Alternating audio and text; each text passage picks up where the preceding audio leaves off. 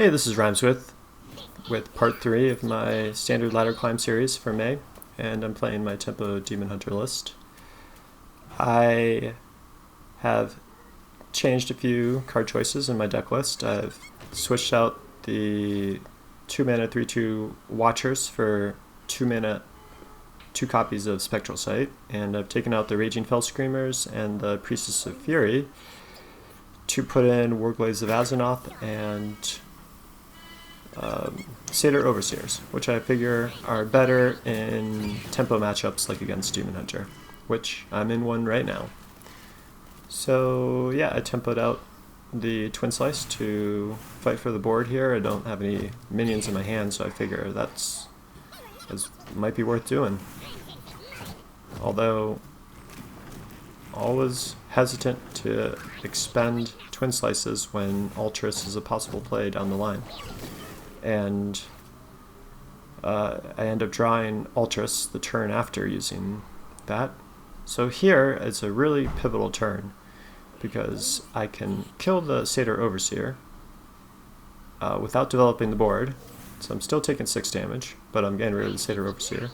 Or I could play the Spectral Sight and line up a Ultras turn for next turn because I'll have the coin and the second slice off of the Twin Slice and outcast positions.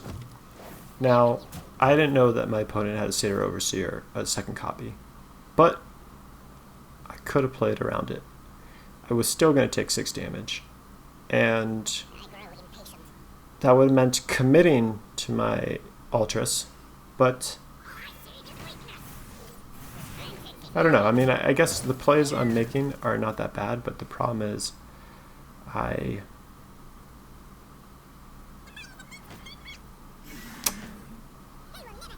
end up with no ability to play my Ultras. My Ultras is just stuck. The Spectral Sight is just sitting there. It's a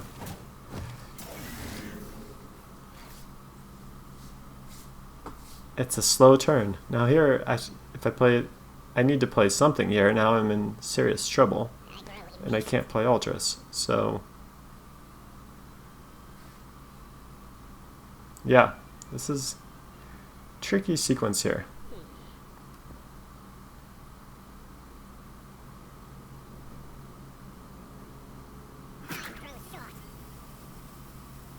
Could play the Ultras to do 1 damage to the board and play the Slice, so I would have saved myself 6 life.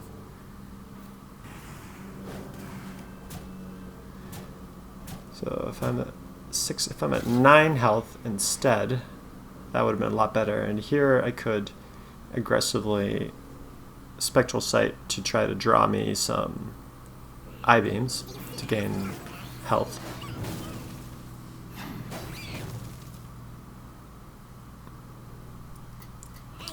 Okay, could have played things a bit differently. The Ultras turn, the kind of playing Spectral Sight to load up for the Ultras turn the next turn. That was risky, but would have significantly changed the shape of that game.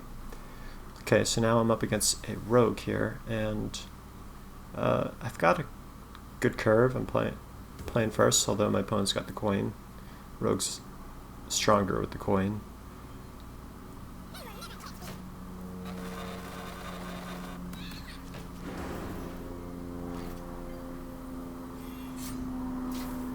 Might as well protect the 2/1 here. Got the Satyr Overseer set up for next turn. Things are looking pretty good here.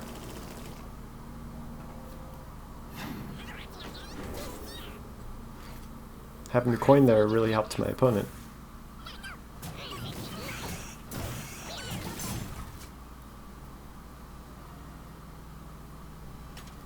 My opponent's also got a really good curve. A turn 1, 1/2, turn 2, coin, Cobalt Lackey, turn 3, Seal Fate. Things are going pretty well. Here, turn 5, turn 4, going into turn 5. Skull could end, would be good, but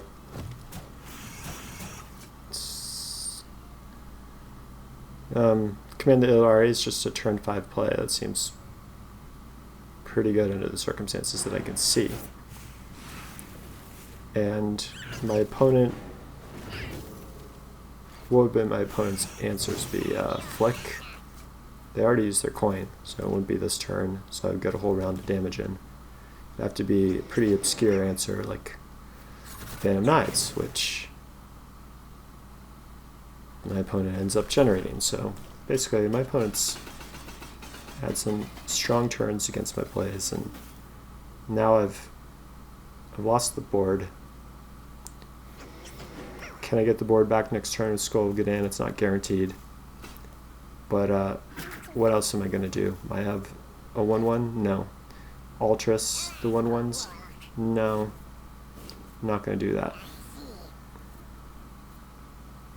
So if that Spectral Sight had been a Watcher instead of a Spectral Sight, I think I would have liked that better. That would have been a 3-2 minion to contest the board a little bit. That's not bad. And set up a really good draw next turn. Potentially an important one. Now here my opponent's at 18. I've lost the board. He's got a 2-7 taunt. I've got a lot of ways around the taunt. It's like a question of which one do I want to use. Maiev, Cobalt Spellkin to generate a silence, or Kane to just go face. Those are interesting questions there, and I think I gotta decide there a little more clearly. Am I fighting for board, or am I gonna give up fighting for the board and try to win the race to lethal? That play that I made is more in line with fighting for the board. Picking the I-beam is more in line with fighting for the board. If I'd played like Cobalt Spellkin plus going face and silencing the taunt, I think that would have been not too bad. Yeah, I would have liked that more, I think. I would have liked to have seen how that line turned out. The Maiev, Maiev's better when you can really know, you know, I only need this turn and one more turn to get to lethal. And that wasn't the situation. It was more like a 3-turn lethal with the kind of cards that I had in my hand. So now it's a tricky board state with the Hanar and the secrets and the taunt. I don't feel like I'm totally out of it here, but it's tricky. Got 2 rogue secrets, a hunter secret, a paladin secret. Paladin secret could be get down, preventing one of my attacks. Could be with the hunters, could be the gain 2 health to the minions.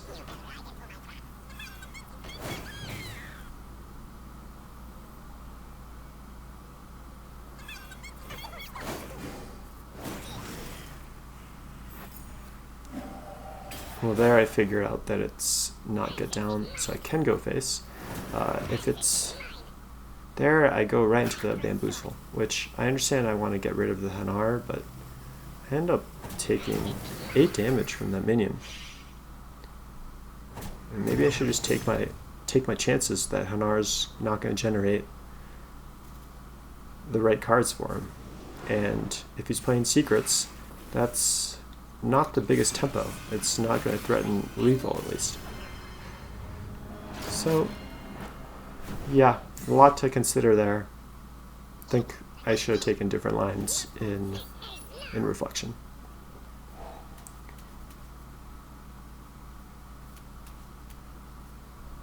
Here I kind of hedge against a really bad draw by keeping the Umberwing and the Volpera Scoundrel. End up drawing 2 cards that fill my curve really nicely. Battle Fiend on turn 1, great.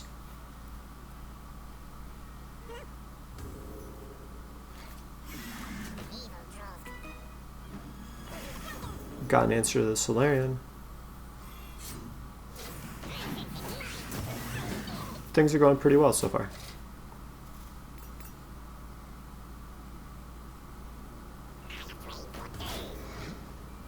Okay, so now got to figure out how to best play around this overconfident orc.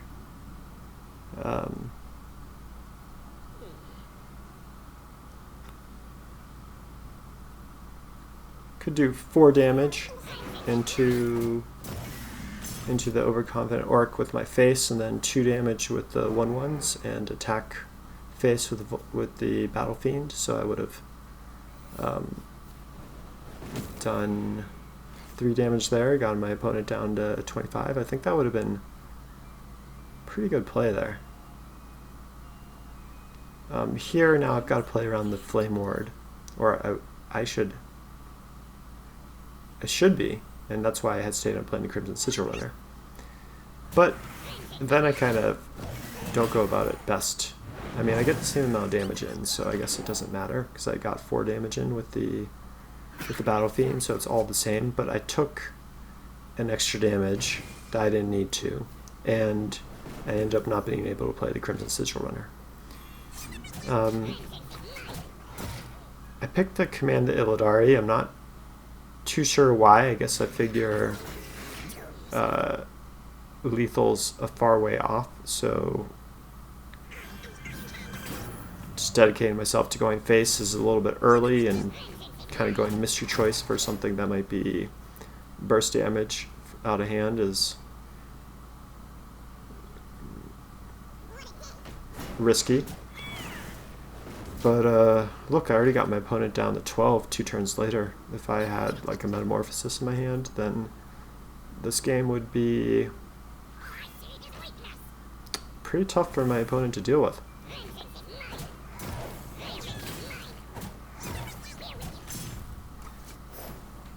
If I had Metamorphosis there, I could get through the taunt, deal 4 damage, got my opponent down to 8, but the problem is the taunt is coming back, so yeah.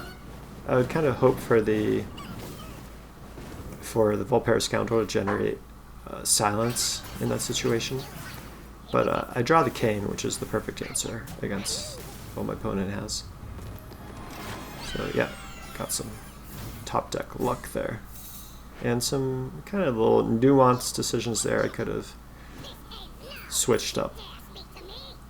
Now, I quickly throw back the 3 mana and the 2 mana, but now look at my draws. It's even worse. Maybe I shouldn't so aggressively mulligan when I've got a turn 2 play. Because here I'd be able to clean up the Battle Fiend with the Chaos Strike, and I would draw a card.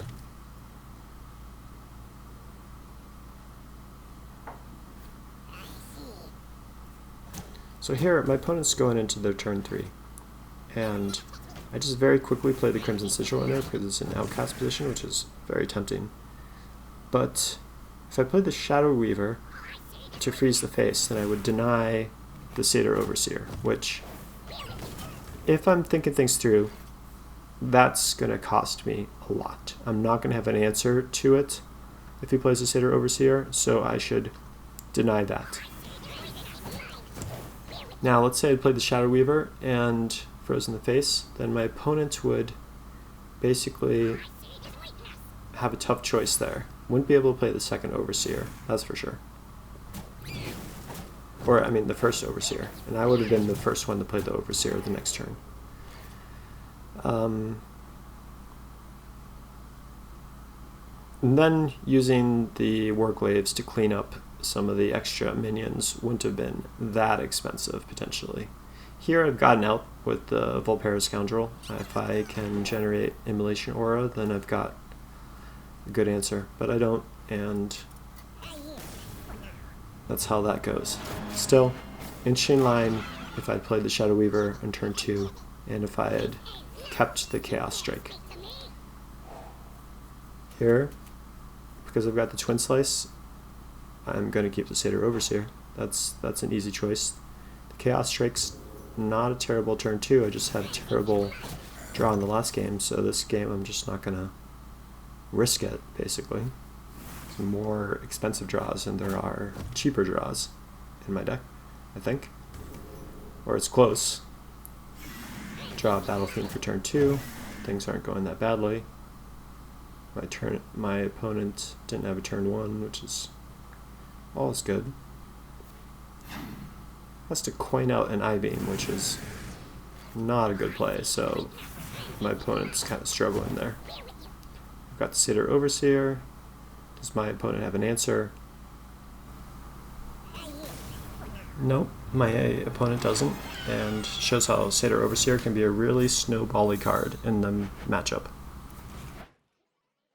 In wrapping up part 3 here, this is my exact list for this series of games. We went 2 and 3, so I'm not happy with that. It's the first time with Demon Hunter I've gone less than 3 and 2 in a 5-game set. Since I've been doing a recording series on Demon Hunter in Wild and Standard, and some things I think about this list. One, I'm not very happy with the Spectral Sights because they seem to gum up outcast kind of combo plays. Like, really don't play nicely with Ultras, the Spectral Sights, unfortunately. And I've already got a ton of card draw. I'm not sure I need a ton more. I've got Chaos Strikes, and I have the Crimson Sigil Runners, which actually aren't shown here, but I think they're instead of the Blazing Battle Mages.